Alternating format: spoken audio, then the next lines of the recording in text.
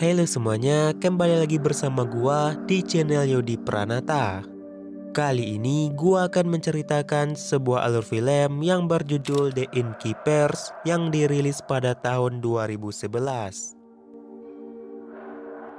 Dan sebelum lanjut ke alur cerita filmnya, jangan lupa untuk membantu channel ini dengan cara menekan tombol subscribe yang berada di bawah ini. Karena satu subscribe sangatlah berarti bagi gua untuk mengembangkan channel ini. Jika sudah, saya ucapkan terima kasih banyak dan langsung saja ke alur cerita filmnya.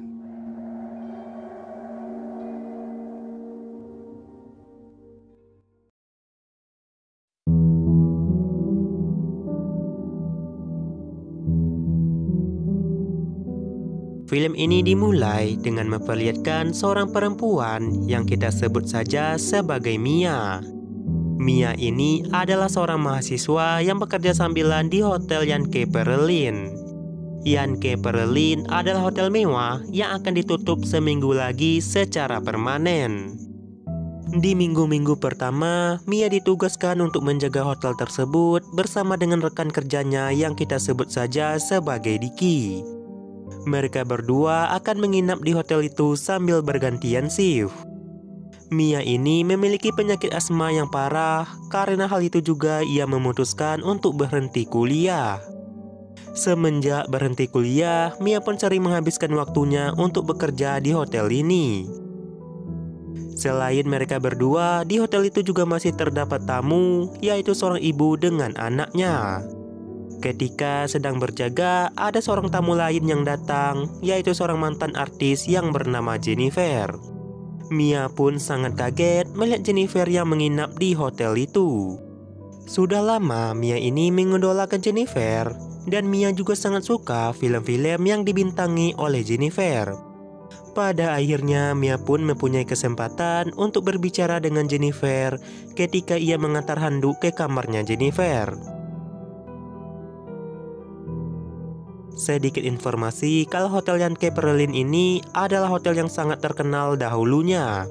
Tapi hotel itu mempunyai masa kelam di masa lalunya, yang dimana ada seorang pengantin yang bernama Melly memutuskan untuk bunuh diri di hotel tersebut. Melly memutuskan untuk gantung diri di salah satu kamar karena ia yang batal menikah. Semenjak kejadian mengerikan itu, hotel itu pun menjadi sepi pengunjung dan perlahan-lahan mulai mengalami kebangkrutan. Namun sebelum hotel itu dihancurkan, Mia dan Diki pun memutuskan untuk mencari hantu dari Melly yang katanya masih bergentayangan. Mereka berdua ini sangatlah suka dengan hal-hal yang berbau mistis. Saking sukanya, Diki pun membuat sebuah website tentang hantu dari Melly. Tak terasa malam pun telah tiba. Malam ini adalah jatah gilirannya Mia untuk berjaga malam. Sebelum Diki masuk ke dalam kamarnya, Mia pun meminjam laptopnya Diki untuk membuka websitenya Melly. Ketika Mia membuka websitenya Melly, Mia pun mendengar suara-suara samar dari salah satu ruangan. Karena Mia yang penasaran, jadi ia pun memutuskan untuk mengeceknya. Lalu tiba-tiba Mia dikagetkan dengan kedatangan Diki.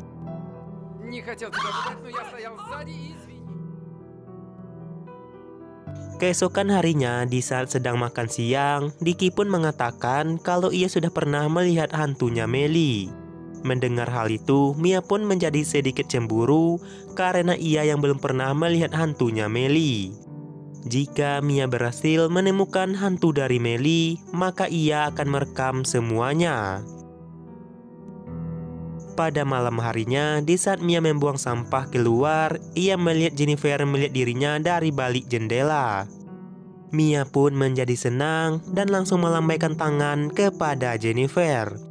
Namun anehnya Jennifer hanya diam dan mengacuhkan lambaian tangan dari Mia. Oleh karena itu, Mia pun menjadi sedikit kesal terhadap Jennifer. Di saat Mia ingin kembali, ia pun dikagetkan lagi dengan suara aneh yang berasal dari pintu ruang bawah tanah. Ketika Mia membukanya, ternyata itu hanyalah seekor burung. Mia pun merasa cukup heran bagaimana bisa burung itu bisa masuk ke ruang bawah tanah. Lalu Mia pun memutuskan untuk mengunci pintu akses ruang bawah tanah agar tidak ada burung yang bisa masuk lagi. Setelah cukup, Mia pun mencoba mencari hantunya Meli dengan menggunakan alat-alat dari Diki. Mia sudah membawa alat pelacak hantu dan alat perekam supaya ia bisa merekam hantunya Meli ketika ia bertemu dengannya.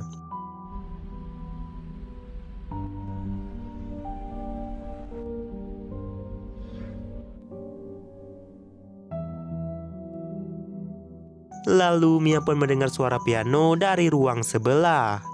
Karena penasaran, Mia pun memutuskan untuk pergi mengeceknya. Tapi setelah dicek oleh Mia, ternyata tidak ada satupun orang di sana. Namun anehnya, suara piano itu masih kedengaran. Ketika Mia sudah mendekat, tiba-tiba tools piano itu ditekan oleh sesosok yang tidak terlihat.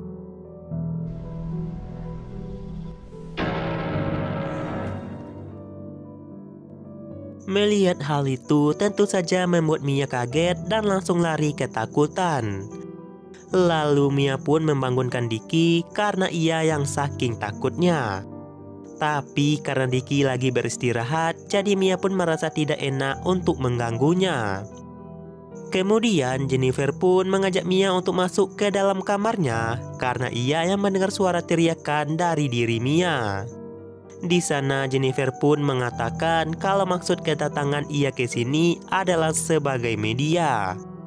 Maksud dari Jennifer ialah dia akan menjadi perantara untuk orang yang akan berbicara dengan makhluk halus. Dengan menggunakan alatnya, Jennifer sering berkomunikasi dengan makhluk halus. Karena Jennifer melihat Mia diganggu oleh makhluk halus, jadi Jennifer pun berniat membantu Mia untuk berkomunikasi dengan hantunya Meli. Tapi di saat dipanggil, yang datang bukanlah hantu dari Meli, melainkan penunggu hotel ini. Tapi hantu ini tidak pernah mengganggu tamu hotel. Di sana Jennifer menjelaskan kalau terdapat sosok jahat yang mendiami ruang bawah tanah. Dan sosok itu tidaklah memperbolehkan siapapun masuk ke dalam ruang bawah tanah tersebut. Ketika Jennifer ingin menjelaskan lebih detail, koneksi dengan dunia roh pun terputus.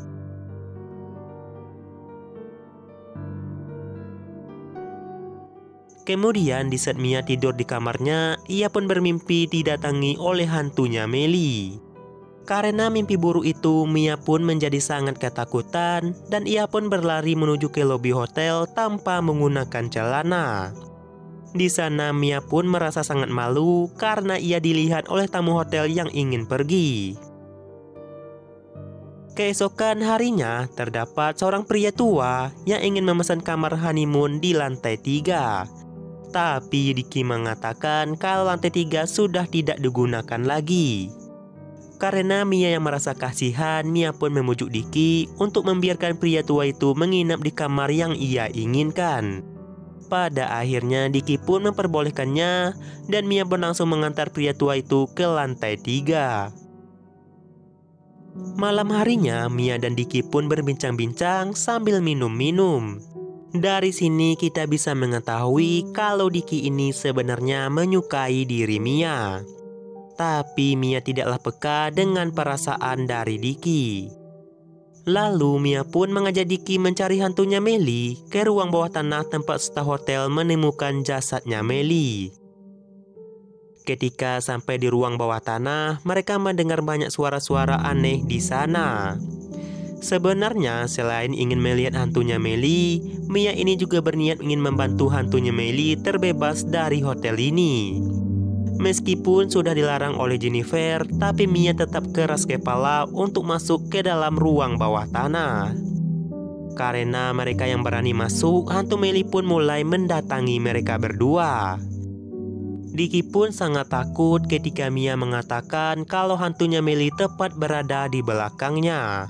Lalu Diki pun langsung kabur dari tempat itu. Dan dari belakang Mia pun menyusul Diki. Di sana Diki mengungkapkan sesuatu kalau sebenarnya ia adalah orang yang sangat penakut dengan namanya hantu. Selama ini Dicky hanya sosokan berani demi bisa menarik perhatian dari Mia. Karena tidak kuat tinggal di hotel itu, Dicky pun memutuskan untuk meninggalkan Mia sendirian di hotel tersebut. Kemudian Mia pun meminta bantuan kepada Jennifer. Lalu Jennifer pun meminta Mia untuk mengantarkannya ke ruang bawah tanah. Dengan menggunakan alatnya, Jennifer pun mulai memanggil hantunya Melly. Tapi karena aura hantu Melly sangatlah kuat, membuat Jennifer menjadi kaget dan tidak sengaja menjatuhkan alatnya. Lalu Jennifer pun meminta Mia untuk mengosongkan seluruh hotel ini. Jika tidak, maka hal yang mengerikan bisa terjadi kepada mereka semua. Dan Mia pun teringat kalau terdapat seorang pria tua yang menginap di lantai 3. Lalu Mia pun langsung memanggil pria tersebut. Sesampainya di kamar pria tua itu, Mia pun sangat kaget melihat pria tua itu sudahlah tewas karena bunuh diri. Di sana terdapat sebuah wasiat untuk mantan kekasih pria tua itu yang bernama Melly. Melihat hal tersebut, Mia pun menjadi sangat ketakutan dan hampir saja membuat penyakit asmanya kambuh.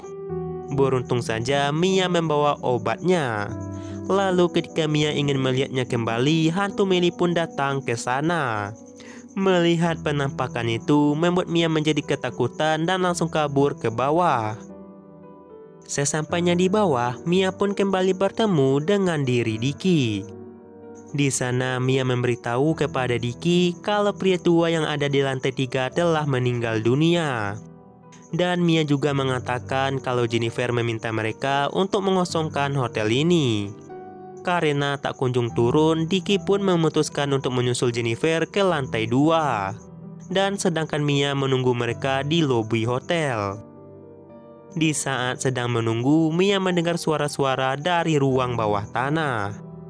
Lalu Mia pun pergi mengeceknya karena Mia beranggapan itu adalah Jennifer. Di saat di tangga, Mia dikagetkan dengan pria tua yang sudah mati berada di belakangnya. Karena hal itu, Mia pun terjatuh ke ruang bawah tanah yang membuat kepalanya menjadi terluka. Dan obat asmanya juga ikutan terjatuh di tangga itu. Dari belakang, hantu pria tua itu terus mengikuti Mia. Dan pada akhirnya Mia pun terjebak di ruang bawah tanah tersebut. Lalu hantu Melly pun mulai mendekati Mia. Dan tiba-tiba setelah itu layar pun menjadi gelap. Keesokan harinya terlihat petugas tersebut telah mengevakuasi jasad dari Mia. Ternyata Mia meninggal dunia karena penyakit asmanya kambuh. Karena hantu Melly yang mendekat membuat Mia menjadi tidak bisa mengatur nafasnya karena saking takutnya. Dan sedangkan obat asmanya telah terjatuh di tangga di saat Mia terjatuh di sana. Setelah itu jasad Mia dan pria tua itu pun dievakuasi oleh petugas. Dan sedangkan Dicky diinterogasi oleh pihak kepolisian untuk meminta keterangan. Di saat kejadian, sebenarnya Dicky mendengar suara teriakan Mia dari ruang bawah tanah. Dicky sebenarnya ingin menolong Mia, tapi sialnya pintu menuju ruang bawah tanah telah terkunci. Dengan kematian Mia membuat Dicky benar-benar sangat bersedih. Dan Dicky juga marah kepada Jennifer karena Dicky tahu kalau semua ini pasti akan terjadi. Lalu Jennifer pun mengatakan kalau kematian Mia sudah tidak bisa terhindarkan lagi karena ia telah berani mengusik hantunya Melly. Di akhir film memperlihatkan Dicky dan Jennifer dibawa oleh pihak kepolisian untuk dimintai keterangan lebih lanjut. Dan setelah itu film pun selesai.